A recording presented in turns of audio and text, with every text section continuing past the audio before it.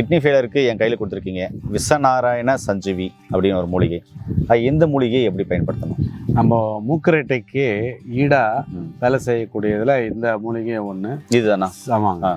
சிறுநீரகம் சார்ந்த பிரச்சனை, முக்கியமாக ரத்தத்தில் இருக்கிற உப்பு அளவை, அதிகமாக இருக்கிற உப்பு அளவை குறைக்கிறதுல அருமையாக வேலை செய்யும். இதை காலை மாலை 2 வேளை இந்த இலைய கற்கமாக அரைச்சி ஒரு எலுமிச்சை அளவு மோர் எடுத்துக்குங்க. சிறிது கசப்பாக இருக்கும், மோரோடு எடுத்துக்கோங்க. காலை மாலை 2 வேளை எடுத்துகிட்டு வந்தீங்கன்னு சொன்னால் படிப்படியாக அந்த உப்போட அளவு குறையும். அந்த நெஃப்ராட்டிக் டிசீஸ்ன்னு சொல்கிறது நல்லா க்யூர் ஆக ஆரம்பிச்சிடும்.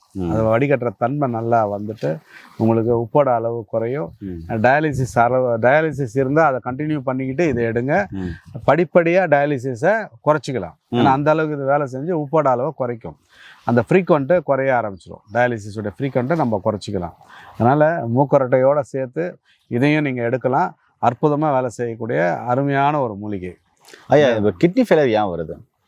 கிட்னி ஃபெயிலியருங்கிறது உடல் உஷ்ணம் அதிகம். உடல் உஷ்ணம் ஏன் அதிகமாகுது அப்படின்னா, வாழ்வியல் முறையில் அதிகமாக கண் விழிக்கிறது, அப்புறம் உடம்புக்கு ஒத்துக்காத உணவு முறைகள், அதிக அமிலத்தன்மை காரத்தன்மை உள்ள உணவு முறைகள், அதான் கல்லீரலில் எதெல்லாம் பாதிக்குமோ அதெல்லாம் சிறுநீரகத்தையும் பாதிக்கும். வேதிப்பொருள், அதை நாள்பட்ட க்ரானிக் டிசீஸ்ன்னு சொல்லுவாங்க. பல நாள் பிரச்சனைக்கு சுகருக்கோ பிபிக்கோ கொலஸ்ட்ராலுக்கோ மருந்துகளை அதிகமாக எடுத்துக்கிட்டு, ஒரு சிலர் பார்த்திங்கன்னா மருத்துவருடைய ஆலோசனை இல்லாமல் செல்ஃப் மெடிசன் எடுப்பாங்க. அவங்க எழுதி கொடுத்து டோசேஜ் கொடுக்கறது ஒன்று, அதை அந்த ஒரு ஸ்லிப்பை வச்சுக்கிட்டே வாழ்நாள் முழுக்க ஃபாலோ பண்ணுவாங்க மருத்துவர்கிட்ட போகாமையே. அந்த மாதிரி செல்ஃப் மெடிசனும் எடுக்கக்கூடாது. நிறைய ரீசன் சொல்லலாம். முக்கியமாக வேதிப்பொருள், அது உணவு முறையாக இருக்கலாம், இல்லை மருத்துவ முறையில் எடுத்துக்கிட்ட உடம்புக்கு ஒவ்வாத ஒரு சில மாத்திரைகள் மருந்துகள் இருக்கலாம் மேபி. இதெல்லாம் சேர்ந்து தான் வந்து சிறுநீரகத்தை செயல்பாடாக குறைக்குது.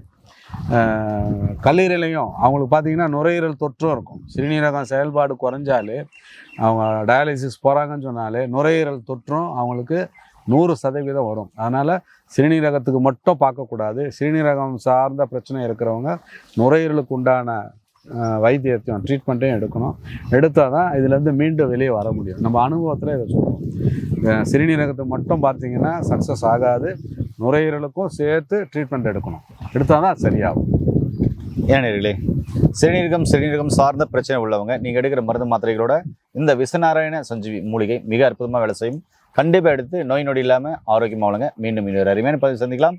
நன்றி, வணக்கம். வணக்கம் ஐயா. வணக்கம்.